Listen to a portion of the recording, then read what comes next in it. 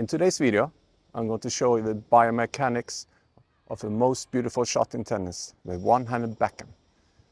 I will go through step by step on how to hit the one-handed backhand, and I'll show you some common mistakes as well. If you're new to this channel, my name is Patrik Broddfelt, and I'm a professional tennis coach in Norway. The first critical step to a great one-handed backhand is using a right grip. You should use an Eastern backhand grip. To get that grip, think you have an X on the index finger here and on the pad here. So that X on the index finger should be on the bevel number 1 here. And the X over there should also be on bevel 1. So when you make contact, you should be like a boxer with your knuckles towards the ball. So that's the correct grip. Some players have even more of extreme grip going towards this bevel here. The last one, like Henne used to use that. But start with an Eastern backhand grip. That's the most common one, and that's the one I'm going to cover today. Okay, so let's get started with how to prepare the one-handed backhand. Standing in ready position. So most of the time you will have a forehand grip. So your non-dominant hand should switch the grip. As soon as you start the uniturn, you switch the grip to the Eastern backhand and turning your shoulders with the left elbow up and hold your racket with your fingertips on the throat like this. So uniturn with your shoulders, hips, racket pointing up. Then you step into the ball. Left arm is continuing down. And when the left arm is in between your legs, you let go, you make contact, and you follow through.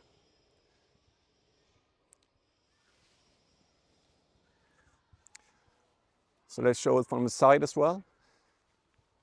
Ready position, switching the grip to the backhand. Get your elbow up, racket up, and step in. Left arm follows, in between the legs, release. And here, your left arm will travel backwards. Because when you hit, you want your shoulders to be square, so you don't over-rotate. That's a common mistake I see. So release here, and let go, and moving in opposite direction.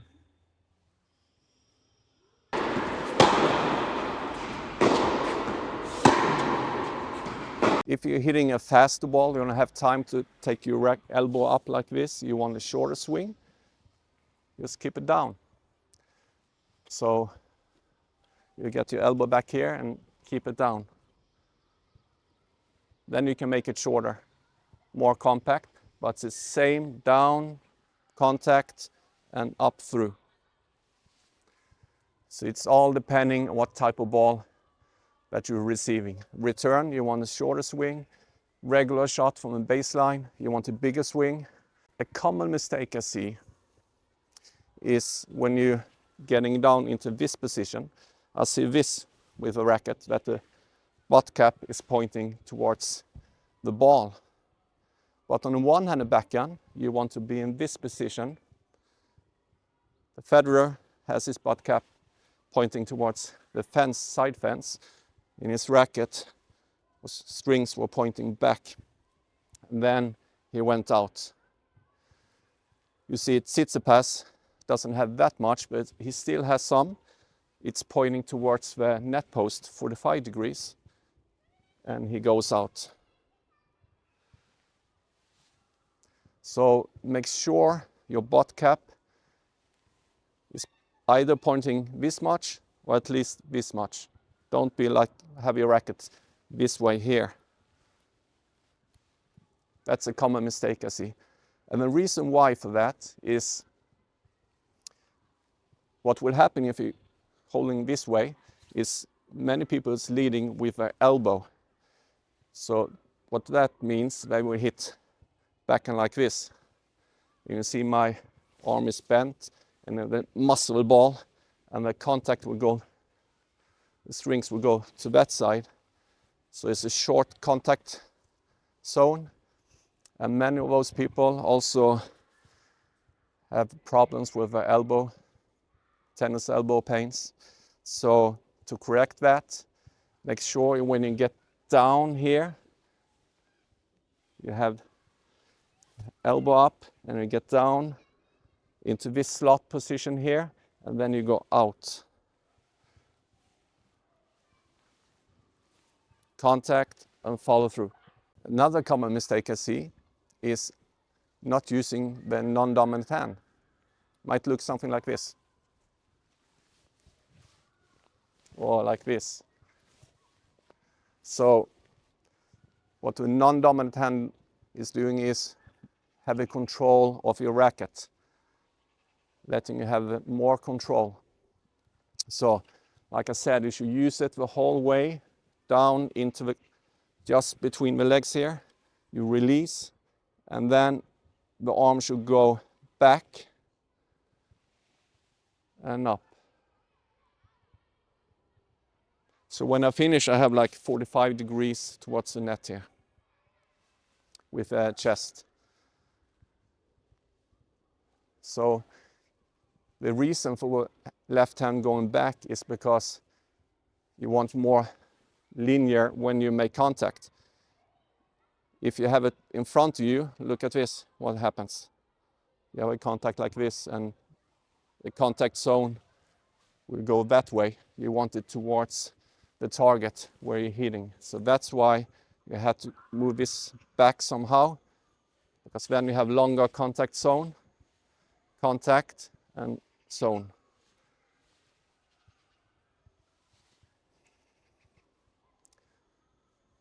There are some variations going on the left hand. You can see Wawrinka, he goes here and he stays here. So he opens up a little bit more. Federer, he was like going down and really extreme back.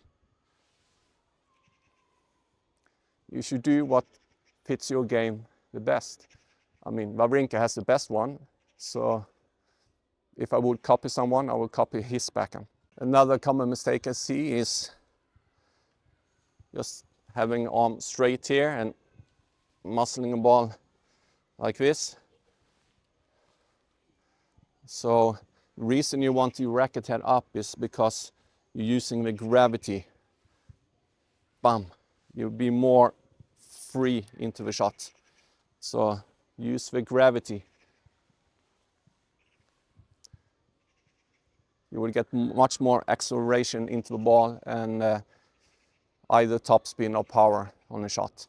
And the reason you don't want to use a continental grip on the one-handed backhand is because when you go back here, down is, you have to hit it here, back here. And you just can shove it like this, like in old days. It'd be more like this, like a McEnroe style. But if you have Eastern, you will get much more racket speed into the ball. Make sure you have a uniturn as early as possible. That's the key to good contact points. So if I'm standing here, my opponent is hitting the ball now, making contact with the ball. As soon as it comes in my backhand, I will turn my shoulders up with the racket. I'll run. My last step is when the ball bounces and I start to hit. That means I'm taking the ball on the rise. If I'm taking the ball from a bounce, top and down, I'm waiting till the ball just turns in the air. The problem with that, if it's a really high ball, I have to hit the backhand up here, and it's quite difficult on a one-hander. It's easier to do that with two-hander. So that's why many professional players today use a two-handed backhand. A good example is Federer had problem with his backhand every time he played Nadal, because Nadal hit loopy forehands up into his backhand. but the last 2 years, Federer switched his game and took a ball much more early to get a better contact point here. Uniturn, turning your shoulders, not your racket, arms. Turn your shoulders. And right before, you're turning a little bit more. So you're showing this side to your opponent. And go down, contact, follow through. Don't try to do too much flickering with your wrist. I see some players like, oh, I want to hit topspin, and flickering like this. That will also hurt your elbow. So yes, when you go like this, you see I bend it here and I go out, up. But you don't want to be this way. That's another reason it's important to have that butt cap pointing this way, because now I can drop it and I can go out and up. But if you're holding the butt cap towards the net, it's more like this. So make sure strings to the fence, butt cap to that fence, and then you can drop it and you can go out and follow through. So make sure you have these key points in order. The first one is uniturn, left shoulder up, racket pointing towards the sky, stepping in with heel first, not this, heel first. Racket goes down, strings pointing towards the back fence, butt cap somewhere around 45 degrees, left arm between your legs, you let go and you continue with the left arm back. You're making contact in front of you like you're boxing, and then you finish over your shoulder. So when you finish, your racket butt cap should be higher than your shoulder. You don't want to finish down here. Yeah, sometimes if you're hitting real fast ball from return, you want to block it. But on a regular shot, you want to finish up here, low to high.